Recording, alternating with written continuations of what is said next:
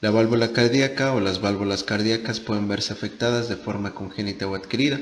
En la actualidad, la más frecuente es la estenosis aórtica degenerativa.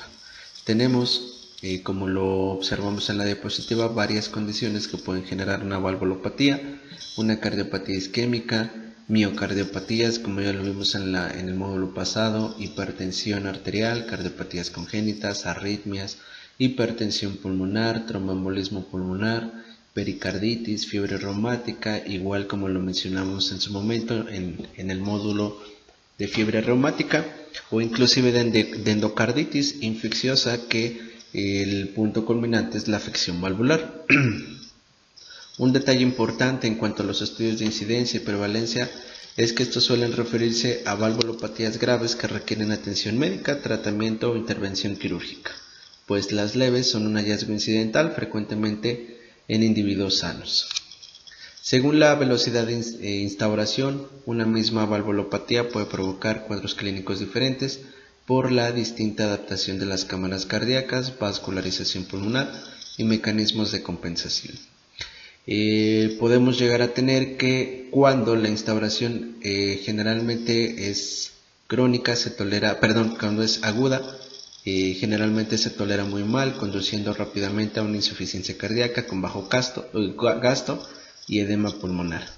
Cuando suele ser crónica, activa mecanismos compensatorios, manteniendo escasos o nulos síntomas e incluso función ventricular normal hasta etapas avanzadas.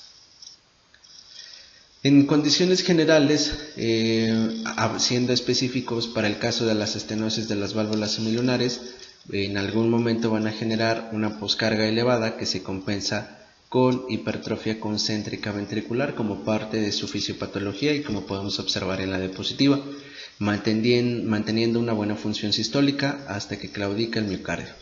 Como regla general, producen síntomas antes de que aparezca disfunción sistólica ventricular.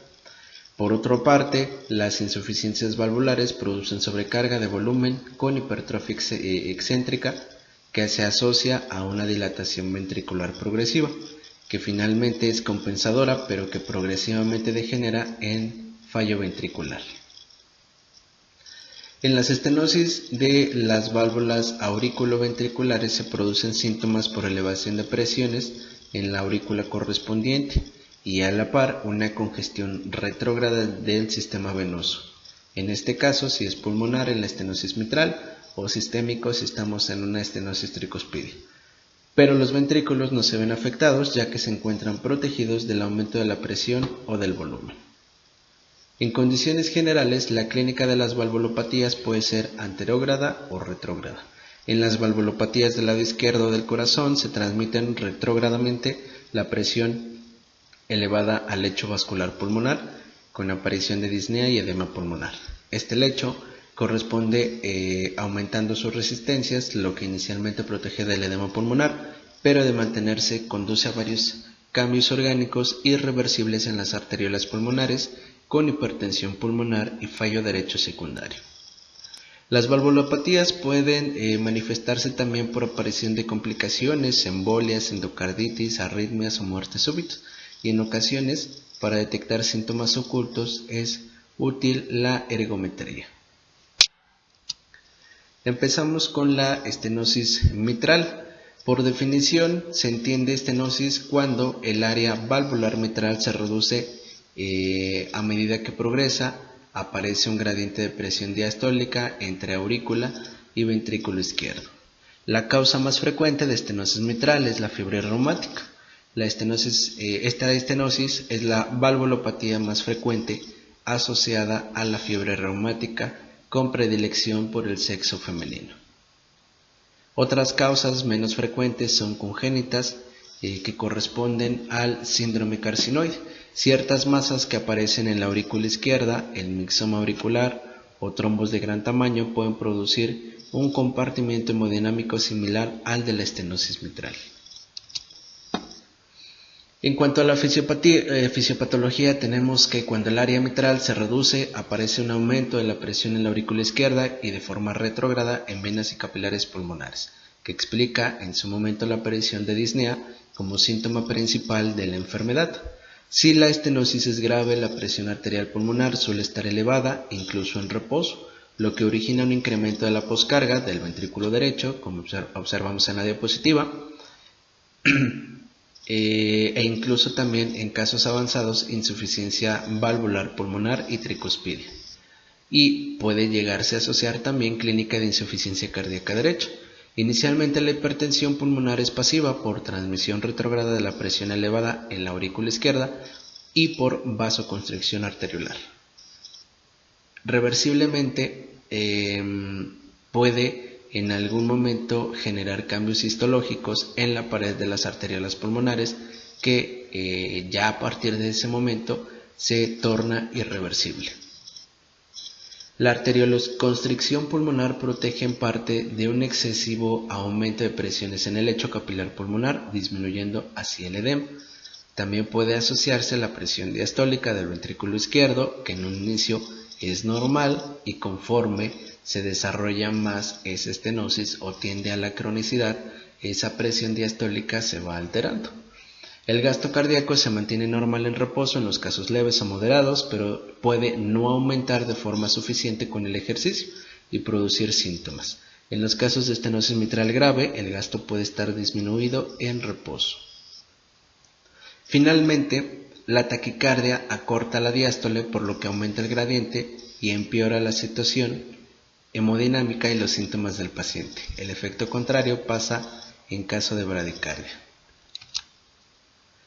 En cuanto al abordaje terapéutico, al igual que todas las enfermedades que hemos visto, inicia desde una anamnesis, una exploración física, una ecocardiografía que invariablemente nos van a dar la pauta para iniciar o no un tratamiento o inclusive una vigilancia y un seguimiento. En cuanto a la clínica, los síntomas más importantes, como ya los mencionamos en la diapositiva pasada, propias de la estenosis mitral, derivan de la congestión pulmonar, siendo el más importante la disnea. Inicialmente de esfuerzo y progresiva con ortopnea y crisis de disnea paroxística nocturna e incluso que conllevan a la aparición de un edema agudo del pulmón. En ocasiones se acompaña de síntomas debido a bajo gasto cardíaco. La hipertensión venosa pulmonar puede provocar la ruptura de conexiones venosas pulmonares con la aparición de hemoptisis, que no suele ser grave. Derivado de la congestión pulmonar, existe un aumento de incidencia de infecciones pulmonares. En casos de larga evolución es muy frecuente la aparición de arritmias auriculares, específicamente fibrilación auricular, que al perder la contribución auricular al llenado ventricular izquierdo y provocar taquicardia acorta la diástole, lo que agrava los síntomas e incluso desencadena ese edema agudo del pulmón. Otra complicación habitual es la tromboembolia en la aurícula izquierda, dilatada y en fibrilación auricular es un sustrato idóneo para la formación de trombos, que si se desprenden producen una embolia sistémica.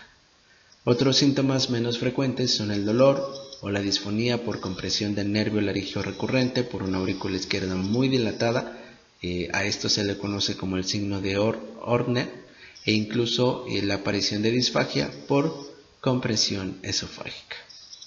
Una vez que nosotros identificamos estos síntomas, viene pues la exploración física como tal. Son características de esta estenosis mitral, la cianosis acra y la rubefacción malar. A esto se le conoce como chapetas mitrales. Los hallazgos en la auscultación son en fases iniciales, pueden aumentar la intensidad del primer ruido, pero la fibrocalcificación valvular o aparición de insuficiencia asociada produce su disminución. Existe aumento del componente pulmonar del segundo ruido si hay hipertensión pulmonar. El chasquido de apertura de la mitral, cuanto más cercano se encuentre al segundo ruido, indica más gravedad de la estenosis. El soplo diastólico aparece tras el chasquido de apertura en mesodiástole. La intensidad del soplo no está necesariamente relacionada con la gravedad de la estenosis, pero sí con la duración. Si el paciente mantiene el ritmo sinusal, suele auscultarse un refuerzo presistólico del soplo. Parte de de la exploración, como vemos en esta diapositiva, tenemos identificar esas chapetas mitrales que son signo de esa estenosis mitral, y en la imagen por debajo de las chapetas mitrales pues tenemos la forma en cómo nosotros debemos de auscultar ese soplo o incluso un ritmo, también llamado ritmo de Durossiez. Este ritmo de Durossiez consiste en identificar un primer ruido brillante, una sístole limpia, un segundo ruido duplicado por chasquido de apertura mitral, un retumbo y un reforzamiento presistólico. Una vez que nosotros ya realizamos esa clínica y esa exploración física, debemos de continuar con estudios de laboratorio para que con esto podamos nosotros normar una conducta terapéutica. En cuanto al laboratorio, se suele pedir un electrocardiograma. Este estudio es fundamental identificar si el paciente se encuentra en ritmo sinusal o si se encuentra en fibrilación auricular, ya que la presencia de esta arritmia debe obligar al médico a considerar la posibilidad de anticoagulación profiláctica. En la mayoría de los casos se registrará un crecimiento auricular izquierdo con unas P de tipo mitral, aumentadas en duración y con un empastamiento en forma de letra M. En los casos graves, con importante repercusión hemodinámica, es posible encontrar datos sugestivos de crecimiento ventricular derecho. El segundo estudio que podemos optar es la radiografía de tórax. Esta en los pacientes con estenosis mitral leve puede ser completamente normal. En casos moderados y graves es posible observar crecimiento auricular izquierdo que se reflejará como prominencia de la orejuela izquierda. Esto dará un patrón característico de 4 arcos en el borde izquierdo de la silueta cardíaca: el botón aórtico, el tronco de la pulmonar, orejuela izquierda y ventrículo izquierdo. Cuando la estenosis genera una importante repercusión hemodinámica, es posible observar, como vemos en la diapositiva,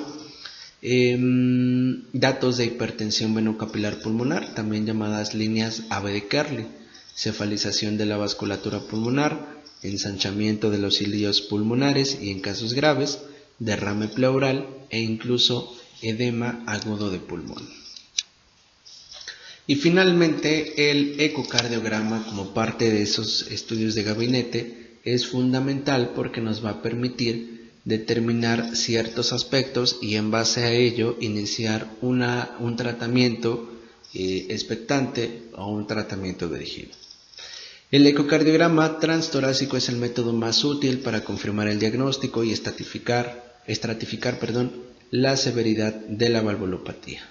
Es recomendable practicarlo de forma inicial a todos los pacientes en quienes se sospeche estenosis mitral. Permite evaluar la estructura del aparato valvular y cuantificar el área valvular mitral. En los casos reumáticos, el engrosamiento de las valvas será notorio. En muchos casos se encontrará fusión de las comisuras y afección de las cuerdas tendinosas. Con este método es posible evaluar el tamaño auricular izquierdo y calcular de forma indirecta las presiones auriculares y sistólica de la arteria pulmonar. Se considera, este es un dato muy importante como parte de este estudio, que la estenosis mitral es significativa cuando el área mitral es inferior a 1.0 centímetros cuadrados y grave si el área es menor de 1 centímetro y asociado a un gradiente transmitral medio mayor de 10 milímetros de mercurio. Mediante ecocardiografía puede calcularse diversas puntuaciones que son muy útiles para determinar las posibilidades de éxito de una valvuloplastía percutánea. La medición de esta área mitral nos va a permitir brindarle un seguimiento. Como recordamos en la diapositiva pasada, parte de ese abordaje terapéutico, una vez que ya exploramos al paciente, lo interrogamos, se hizo una ecocardiografía, cuando el área es menor de 1.5 centímetros cúbicos, se considera que es necesario iniciar un tratamiento, dependiendo de las condiciones del paciente. Si es un tratamiento sintomático, si el paciente cursa con asintomático o cursa con síntomas propiamente como tal. Cuando el área es mayor a 1.5 se debe de realizar un seguimiento y a la par también debe de realizarse una profilaxis con anticoagulantes. Esta ecocardiografía transesofágica es particularmente útil para la detección o descarte de la presencia de trombos en la orejuela izquierda. También puede hacerse uso de pruebas de esfuerzo, los cuales van a permitir objetivar síntomas ocultos, y la ecografía de estrés va a permitir evaluar el comportamiento del área mitral y la presión pulmonar con el ejercicio o el estrés.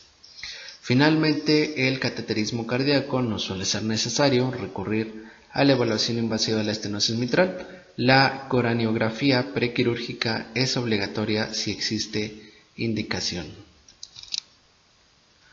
Finalmente, el tratamiento va a estar basado a si el área de esa estenosis mitral es menor a 1.5 centímetros cuadrados, y 2, si el paciente cursa o no con síntomas. En cuanto al tratamiento médico, es muy eficaz para mejorar los síntomas y prevenir las complicaciones embólicas. Incluye controlar la frecuencia cardíaca, especialmente en casos de fibrilación auricular, y disminuir la congestión venosa pulmonar. Se prescribe una dieta hiposódica, diuréticos y nitratos. La anticoagulación crónica está indicada en caso de fibrilación auricular, embolia previa o trombos en la aurícula, y también se recomienda cuando el riesgo embólico es elevado, dilatación auricular izquierda o imagen de contraste espontáneo ecográfico intrainterior. Existen dos alternativas de tratamiento mecánico: la cirugía abierta o la valvuloplastía percutánea con balón. La valvuloplastía percutánea consiste en la dilatación valvular mitral mediante un catéter provisto de un globo inflable. Esta técnica presenta ventajas sobre la cirugía, pero es necesario que exista una anatomía valvular favorable para que tenga éxito. Una puntuación de Wilkins menor a 8 puntos predice el éxito.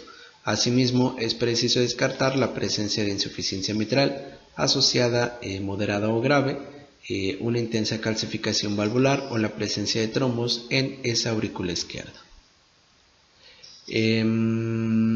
Dado que estas contraindican el procedimiento, por ello es necesario la realización de una ecocardiografía transesofágica para descartar alguno de estos problemas. Si la anatomía valvular es desfavorable, los resultados son peores, pero debe individualizarse cada caso y puede intentarse como técnica paliativa si el riesgo quirúrgico es alto, en pacientes muy ancianos o inclusive en pacientes gestantes. En cuanto a las opciones quirúrgicas, las técnicas conservadoras como la comisurotomía cerrada prácticamente están en desuso. La existencia de esa insuficiencia mitral significativa, así como la distorsión o calcificación importantes de la válvula o del aparato subvalvular, que hacen improbable mejorar la función valvular con la reparación, indican la sustitución valvular por una prótesis. Únicamente deben ser operados casos de estenosis clínicamente significativas, es decir, que curse con una área inferior a 1 centímetros cuadrados. La segunda patología a estudiar es la insuficiencia mitral. Sabemos que tras la estenosis aórtica, la insuficiencia mitral es la segunda valvulopatía más frecuente. Como parte de su etiología, se puede distinguir tres tipos de insuficiencia mitral según esta misma etiología, que puede ser generada a partir de una fiebre reumática, congénita, isquémica, prolapso, calcificación, agrandamiento del ventrículo izquierdo, endocarditis y miocardiopatía hipertrófica. Tenemos la insuficiencia mitral orgánica degenerativa. Esta se produce por enfermedad propia de los velos valvulares y el aparato subvalvular. Es el tipo más habitual y como causantes destaca el prolapso de la válvula mitral, probablemente la más frecuente de todas, la calcificación idiopática degenerativa del anillo mitral, la fiebre reumática que suele producir doble lesión mitral, la endocarditis infecciosa y el síndrome de Marfan. En segunda etiología tenemos la insuficiencia mitral isquémica, que puede aparecer en el seno de isquemia miocárdica aguda como parte de una ruptura de un músculo papilar, o crónica, una isquemia que afecta y produce disfunción del músculo papilar, sobre todo el posterior, o alteración de la geometría y contracción ventricular, que tracciona el aparato subvalvular e impide la coaptación de los velos. Y finalmente la insuficiencia mitral funcional por dilatación del anillo valvular puede aparecer en cualquier enfermedad que produzca dilatación importante del ventrículo izquierdo. En la miocardía hipertrófica obstructiva en ocasiones aparece insuficiencia mitral funcional secundaria al movimiento sistólico anterior del velo anterior mitral. Las principales causas de insuficiencia mitral aguda grave son la endocarditis infecciosa, la isquemia miocárdica grave, la ruptura de cuerdas tendinosas en el prolapso mitral y los traumatismos, incluida la iatrogenia.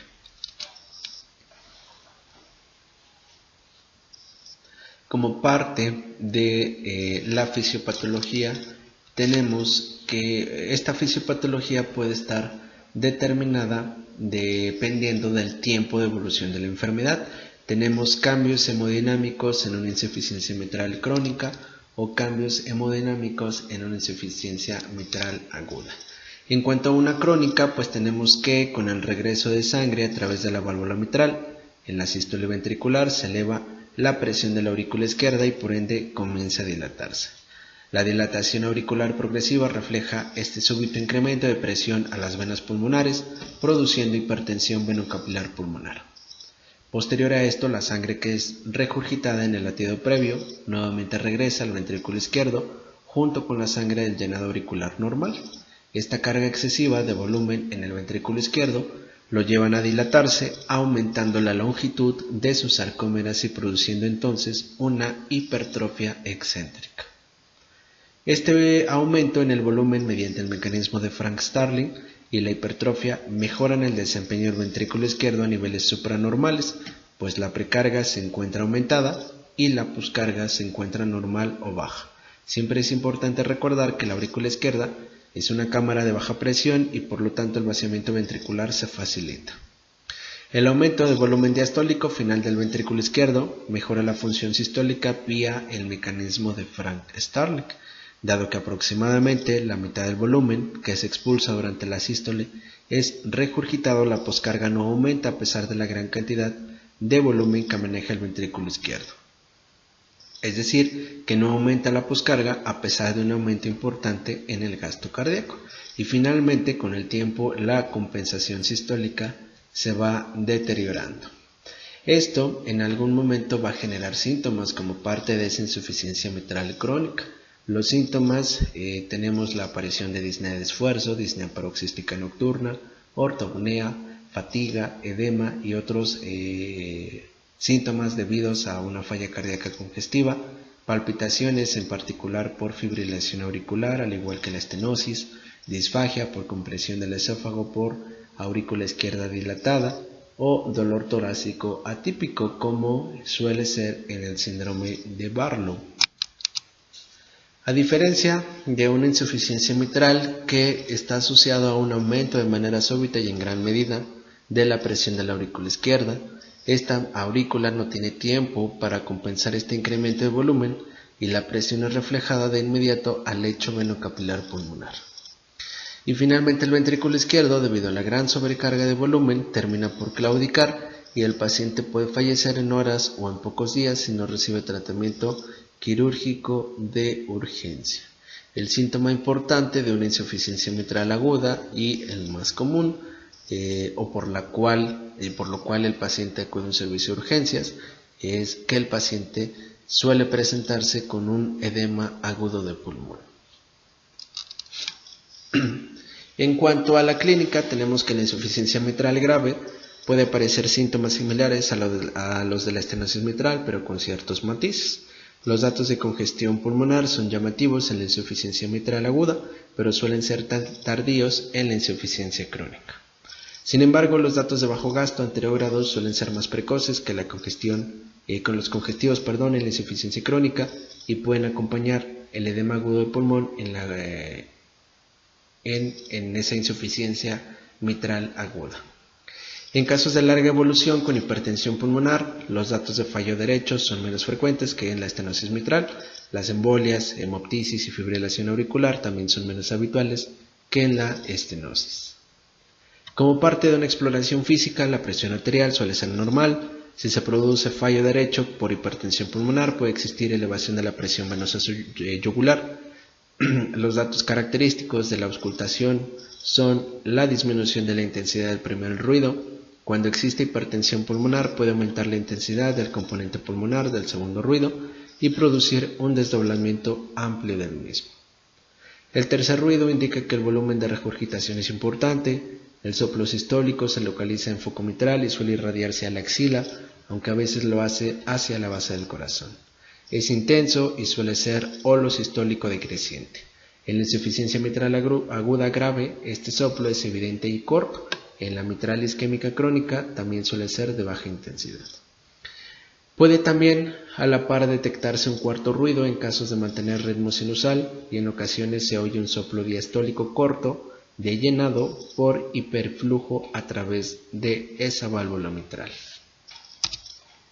Al igual que en una estenosis, las pruebas complementarias que nos van a permitir identificar una insuficiencia mitral, pues tenemos el uso de un electrocardiograma. Para este caso en específico suele arrojar datos muy inespecíficos.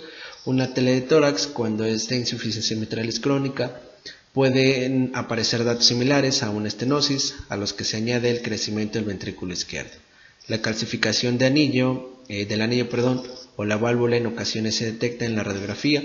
En la insuficiencia aguda grave, la silueta cardíaca suele ser normal, con signos de edema pulmonar. En la ecocardiografía detecta la insuficiente coaptación de las valvas y orienta hacia el mecanismo responsable. La técnica Doppler permite cuantificar el grado de insuficiencia mitral.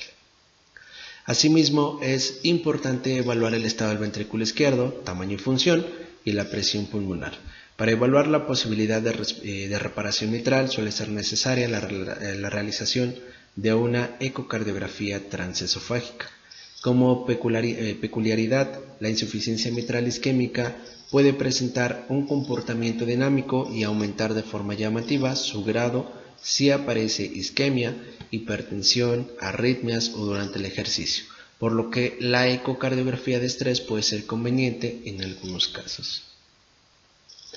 Otro estudio, que es el cateterismo cardíaco, no suele ser necesario para el diagnóstico. La coronariografía cobra especial relevancia ante la sospecha de insuficiencia mitral isquémica y como evaluación preoperatoria de pacientes con indicación que se someten a una cirugía.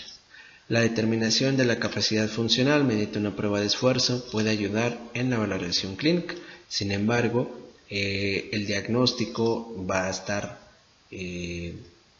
incluido dentro de una ecocardiografía, que es el estudio más importante que se tiene que realizar a todo paciente con una insuficiencia mitral, al igual que en una estenosis.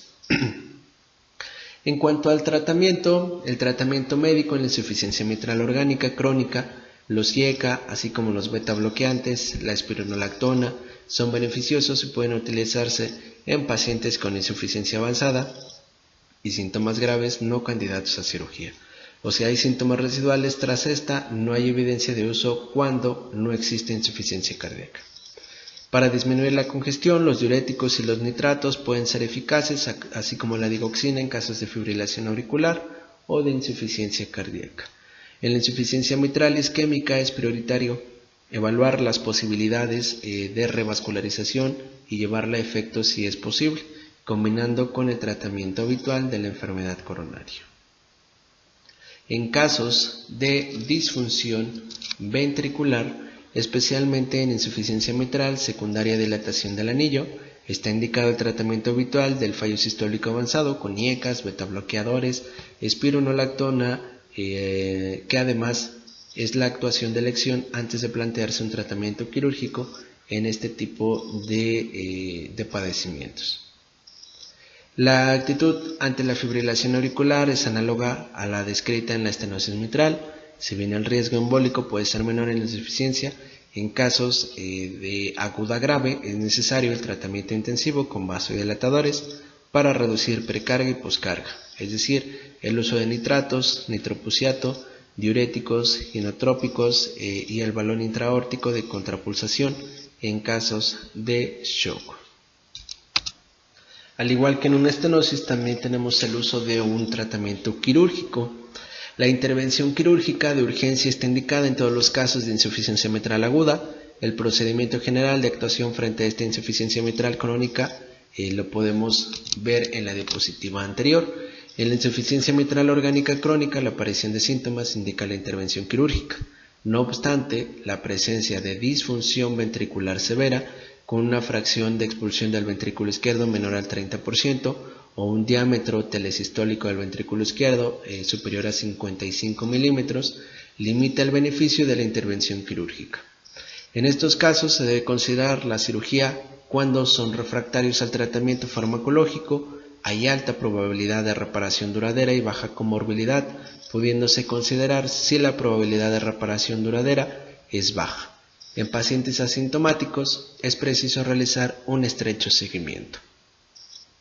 En la actualidad se considera adecuada la intervención en pacientes asintomáticos con insuficiencia mitral orgánica crónica en los que se detecta disfunción ventricular incluso incipiente, con una FEBI menor al 60% o un diámetro telesistólico del ventrículo izquierdo mayor a 45 milímetros.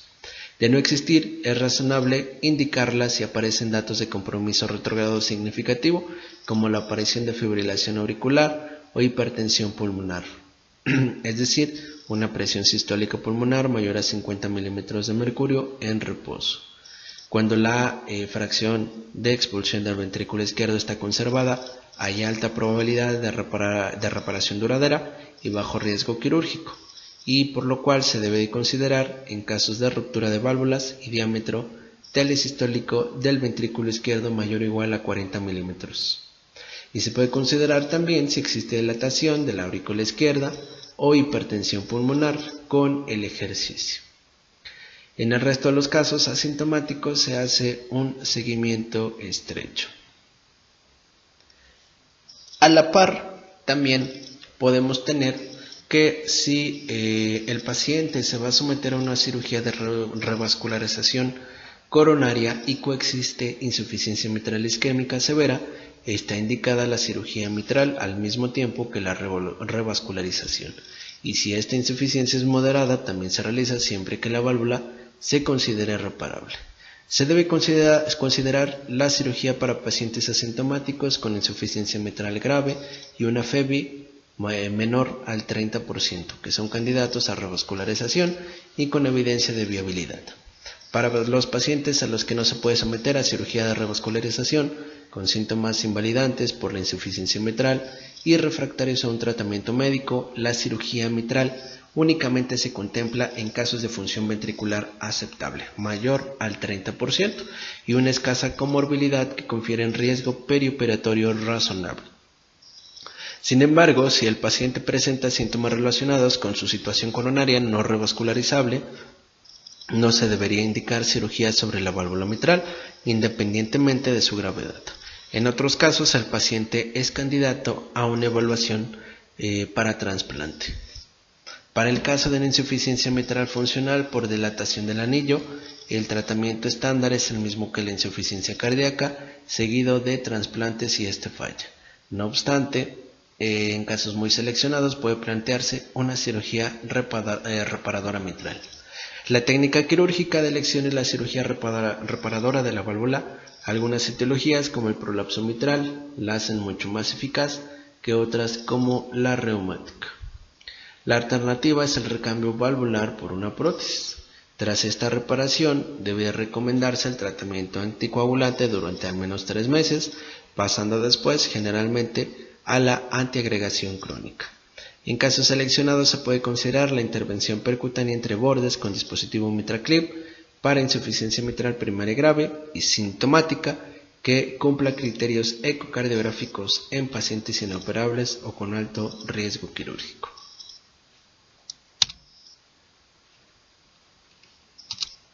La siguiente patología a abordar, tenemos a una estenosis aórtica. Esta estenosis es la valvulopatía más frecuente en Occidente con predominio en el sexo masculino. La reducción del área valvular aórtica normal dificulta el vaciado del ventrículo izquierdo y crea un gradiente sistólico entre ventrículo y aorta, de tal manera que si la función sistólica es normal será mayor cuanto más reducida sea el área valvular. En cuanto a la etiología, según la localización de la obstrucción se puede distinguir una estenosis aórtica valvular, que es la más habitual y puede estar provocada por una válvula unicúspide si estamos en una edad de 0 a 30 años, de 30 a 70 años una válvula bicúspide, y si es más de 70 años es una etiología senil degenerativa o calcificada idiopática. La segunda causa de una estenosis aórtica tenemos del tipo congénito, que puede mostrarse fundamentalmente como es estenosis grave desde el nacimiento, válvulas cupulliformes o unicúspides, causa más frecuente de estenosis aórtica en menores de 30 años, o puede ser no estenótica pero congénitamente anómala, válvulas bicúspides o más raramente una tricúspide displásica. Y obviamente con el paso de los años puede generarse un engrosamiento, una calcificación, una rigidez, y esto va a manifestarse en la vida adulta como causa de esa estenosis en adultos entre 30 y 70 años. Por otro lado, tenemos una estenosis aórtica reumática, casi siempre asociada a valvulopatía mitral, y generalmente también una insuficiencia aórtica como parte de una doble lesión aórtica. Es la segunda etiología en frecuencia en adultos jóvenes. Tenemos también la estenosis aórtica subvalvular, que es la forma más frecuente, es la miocardiopatía hipertrófica obstructiva, pero también se puede producir por la presencia de membranas o de rodetes fibrosos debajo de la válvula aórtica. Y tenemos finalmente la estenosis aórtica supravalvular. Es poco habitual y suele asociarse a hipercalcemia, retraso mental y una típica cara de duende formado como parte del síndrome de Williams-Bury. La fisiopatología se debe tener presente que la válvula aórtica tiene un área de 3 a 4 centímetros cuadrados y al ser esta menor de 2 a 1.5 se genera un gradiente de presión que representa una sobrecarga para el ventrículo izquierdo. Es entonces que es posible sugerir una clasificación de la estenosis en función al área valvular y a la sobrecarga de presión que provoque. Tenemos una estenosis leve de 2 a 1.5 centímetros cuadrados, una moderada de 1.5 a 1, apretada menos de 1 y crítica menos de 0.8 centímetros cuadrados o de 0.5 centímetros por metro cuadrado en relación al área de superficie corporal. Como vemos en la diapositiva, como parte de los procesos fisiopatológicos, tenemos que durante el lento desarrollo de un proceso obstructivo en el aparato valvular aórtico, el ventrículo izquierdo está sujeto a una sobrecarga de presión, es decir, a un aumento de la poscarga, lo que se traduce en un aumento del estrés de la pared ventricular. Para reducirlo, el ventrículo se hipertrofia de manera concéntrica, y esto pues va a generar como tal también el incremento en paralelo de las fibras miocárdicas. Aunque la ley de Laplace expone que tanto la presión y el radio aumentan el estrés parietal, el principal gatillo de la hipertrofia ventricular es la presión. Al hipertrofiarse, el ventrículo logra desarrollar una gran presión en su interior sin que aumente de manera significativa el estrés parietal ni el consumo de oxígeno, debido a que el ventrículo izquierdo necesita mantener el gasto cardíaco, tarda más tiempo en vaciarse, lo que ocasiona que se reduzca el periodo diastólico. Al incrementarse la masa miocárdica, el ventrículo va perdiendo elasticidad, elevándose la presión diastólica. Esto le exige a la aurícula izquierda una contracción más importante para mantener un volumen telediastólico adecuado y evitar que aumenten las presiones en la vasculatura pulmonar. Es por esto que en la estenosis aórtica moderada y severa es tan deleteria para el paciente la fibrilación auricular. Al ir progresando la estenosis aórtica, la gran cantidad de músculos miocárdicos disfunciona, disminuyéndose la fuerza que genera para vencer a la poscarga y provocando gasto cardíaco bajo. El paciente que presenta una estenosis aórtica no tiene una vasculatura miocárdica bien desarrollada, es decir, presenta una baja densidad capilar por unidad de músculo. Además, esta gran cantidad de músculo comprime los vasos existentes, Si a este punto agregamos el hecho de que el tiempo diastólico ha sido reducido, el miocardio sufre de isquemia, la cual termina por deteriorar la función ventricular. Si la estenosis es importante, la presión aórtica en diástole disminuirá y al ocurrir de manera simultánea con el aumento de la presión telediastólica del ventrículo izquierdo, existirá una menor presión de perfusión cardíaca y por lo tanto mayor propensión para desarrollar una isquemia.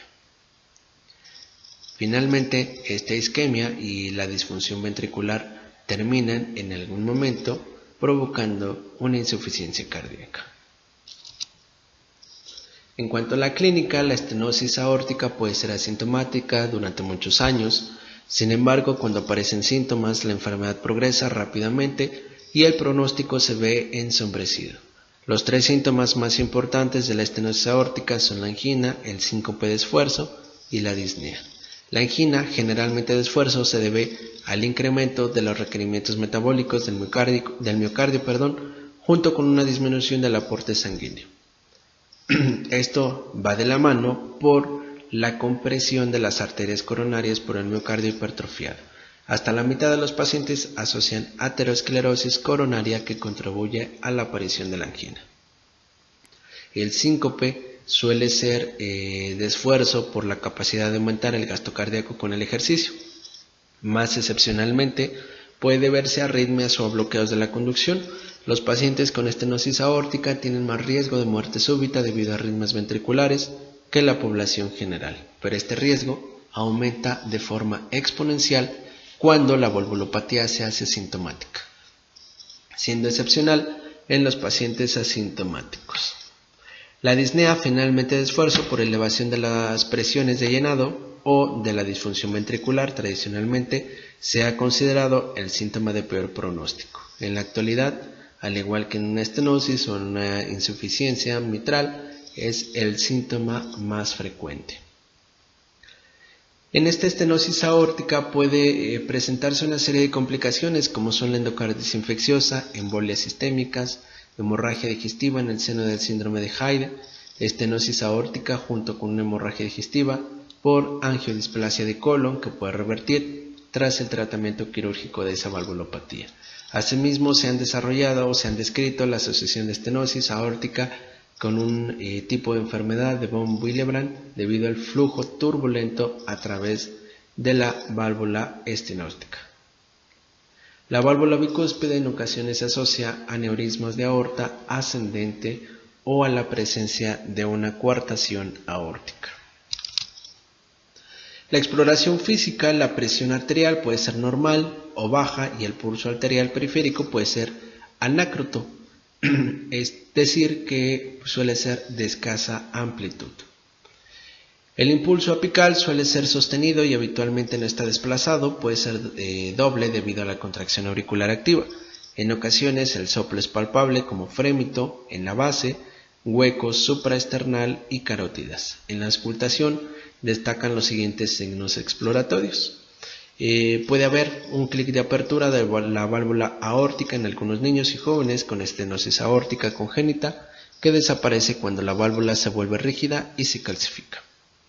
El componente aórtico del segundo ruido suele estar disminuido y su desaparición es una característica específica de la estenosis grave. Este componente puede estar retrasado, segundo ruido único o con desdoblamiento paradójico. Cuando el ventrículo se dilata y es disfuncional puede haber tercer ruido, puede existir un cuarto ruido por la hipertrofia ventricular y un fallo diastólico, y el signo auscultatorio más importante es la presencia de un soplo sistólico rudo, áspero y de baja frecuencia, que comienza un poco después del primer ruido y tiene morfología romboidal. Se localiza en el foco aórtico, pudiendo irradiarse al hueco supraesternal y carótidas, y más raramente al borde esternal izquierdo y a la punta. A esto se le conoce como fenómeno de Galabardín. En cuanto a las pruebas complementarias, en el electrocardiograma suele haber datos de hipertrofia ventricular y crecimiento auricular izquierdo que no son infrecuentes. También la aparición de trastornos en la conducción, sobre todo un hemibloqueo anterior. La radiografía de tórax, excepto en casos avanzados con dilatación ventricular, la silueta cardíaca suele ser normal. Frecuentemente existe dilatación postestenótica de la aorta ascendente. A veces puede apreciarse la calcificación de la válvula aórtica. En cuanto a la analítica, los niveles elevados de péptido natriurético podrían ayudar a predecir la aparición de síntomas en pacientes asintomáticos con estenosis severa. Y finalmente, con la ecocardiografía, la cual va a mostrar la morfología, calcificación y movilidad de la válvula aórtica, mientras que mediante Doppler se puede calcular el gradiente sistólico y estimar el área valvular. Además, informa sobre la morfología y la función del ventrículo izquierdo. Se considera una estenosis aórtica como severa cuando el área valvular es menor a 0.6 centímetros cuadrados por metro cúbico de superficie corporal. Esto se corresponde en presencia de gasto cardíaco normal, con fracción de eyección conservada, con un gradiente medio transvalvular sistólico mayor a 40 milímetros de mercurio. En presencia de un gasto cardíaco disminuido, una fracción de expulsión del ventrículo izquierdo menor al 40%, es difícil valorar si un área valvular pequeña, congruente con el diagnóstico de una estenosis severa, simplemente muestra la incapacidad del ventrículo para abrir completamente la válvula a una verdadera estenosis, ya que la debilidad ventricular únicamente consigue producir gradientes bajos. En esos casos, la ecografía de estrés con dosis bajas de dobutamina permite desenmascarar la gravedad. Y esto, al descartarla, va a permitir estudiar la reserva contráctil. La ecocardiografía transesofágica ha cobrado importancia debido a su utilidad en la evaluación previa, junto con una tomografía, a la implantación de la válvula aórtica transcatéter y a la par también como guía en el procedimiento. La ergometría en pacientes con estenosis severa sintomática está contraindicada, sin embargo, en pacientes en los que es asintomática puede ser eficaz para desenmascarar la presencia de síntomas. Y finalmente el cateterismo, que en la actualidad no está justificada, la realización rutinaria de esta prueba para el estudio hemodinámico de presiones y gradientes, salvo en casos muy puntuales, y se realiza coronariografía previa a la cirugía en los casos que está indicado. Finalmente, el tratamiento. La actuación general en la estenosis aórtica va a ir desde un tratamiento médico y un tratamiento quirúrgico. La cirugía en la estenosis aórtica severa está indicada con cualquiera de los síntomas clásicos, angina de pecho, síncope o disnea. En la estenosis aórtica severa sintomática, la corrección quirúrgica no está indicada. En el caso poco frecuente de disfunción sistólica, en ausencia de síntomas y sin otra causa que lo justifique, es recomendable la intervención.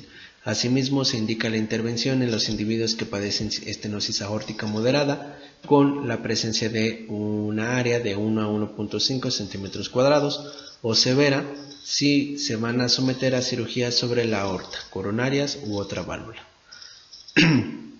También es razonable aconsejarla en pacientes asintomáticos con función sistólica normal si se demuestra una calcificación intensa de la válvula y una rápida progresión de la gravedad de la estenosis en el seguimiento o una estenosis muy grave.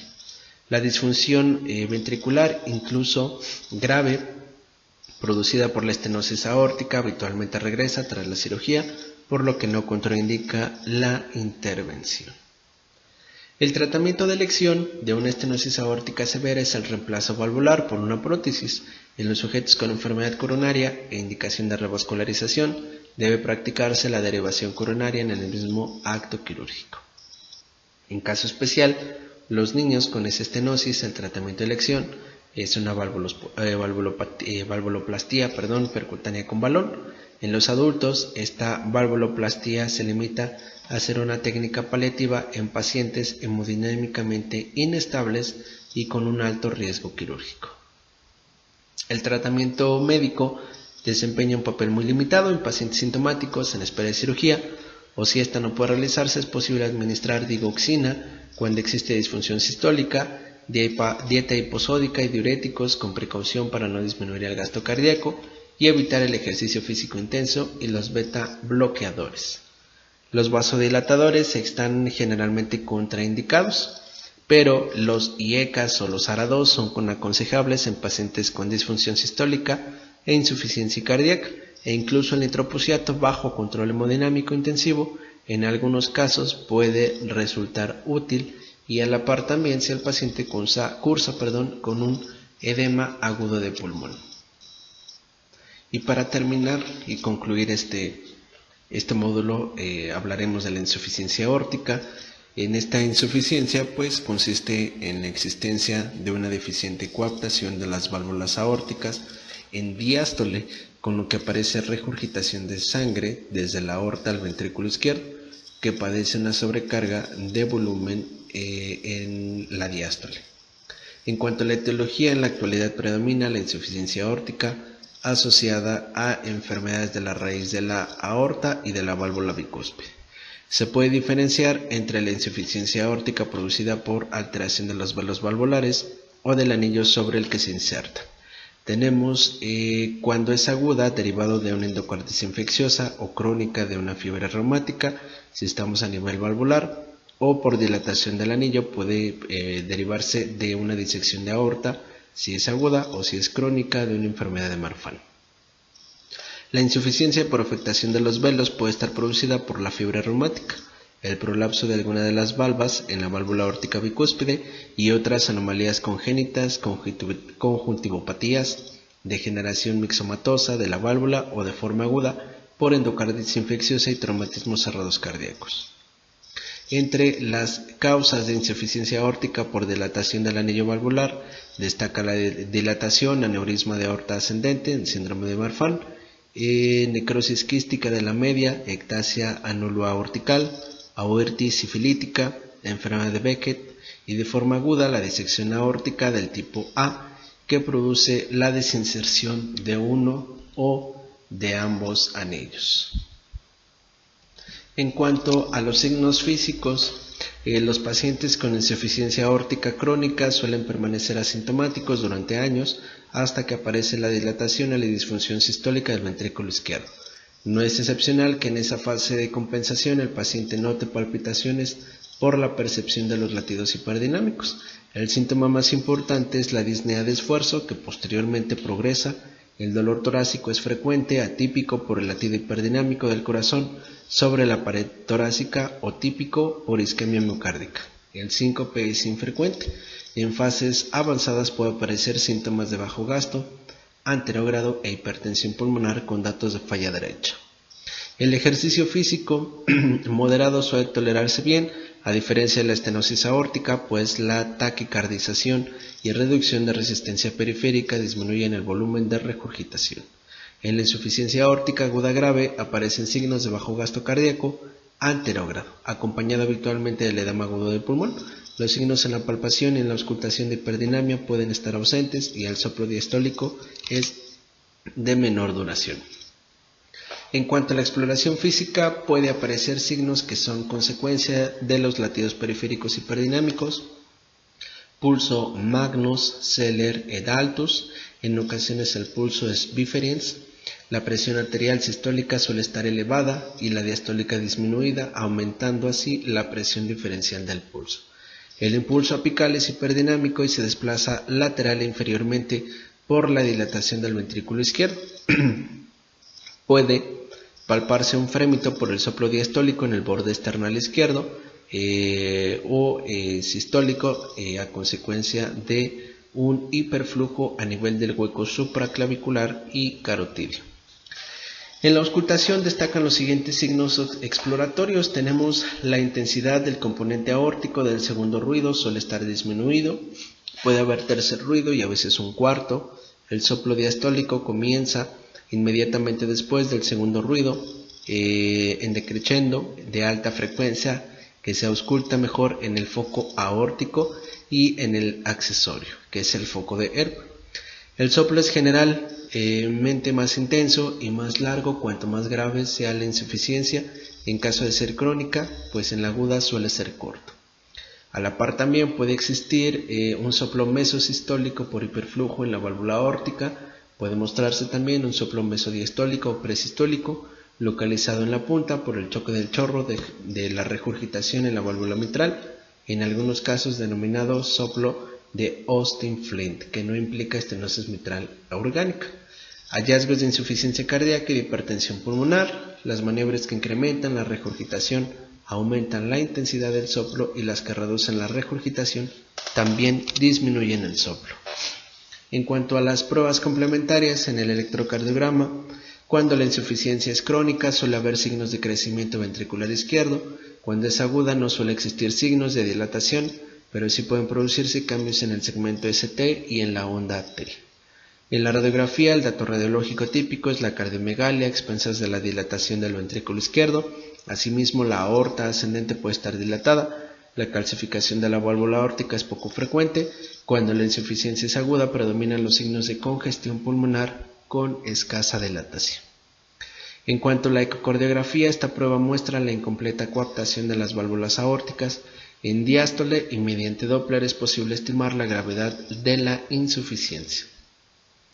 Cobra gran importancia el estudio del ventrículo izquierdo y la evaluación anatómica de la válvula y aorta ascendente. En ocasiones se precisa la vía transesofágica para determinar mejor la anatomía, especialmente en los casos de cirugía y de reparación valvular aórtica. Puede hacerse uso también de cardioresonancia y tomografía. La primera, que la cardioresonancia permite un estudio muy exacto de los volúmenes y función del ventrículo izquierdo, y además permite el estudio detallado de la aorta.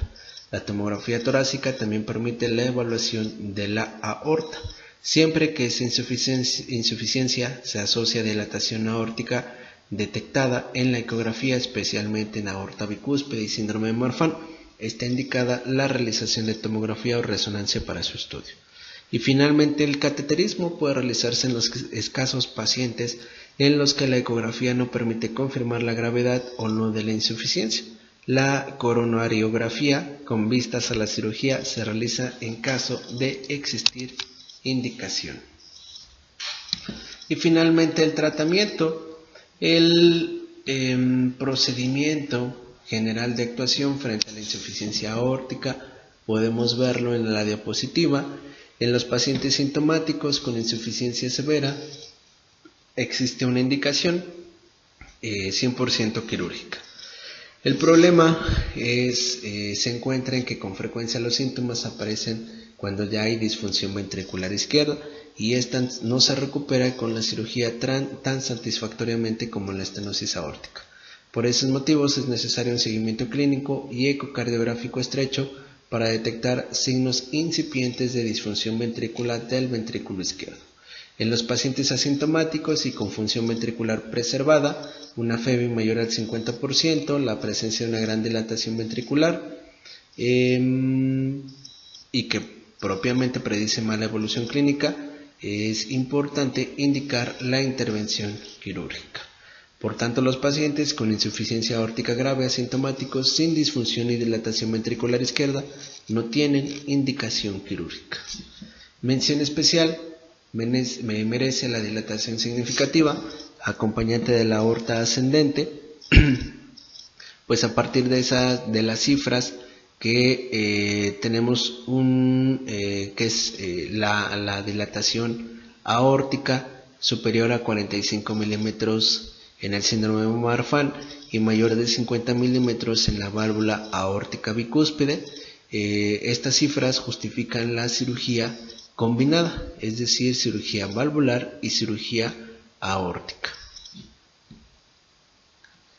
En ocasiones podemos tener también el uso de un tratamiento médico.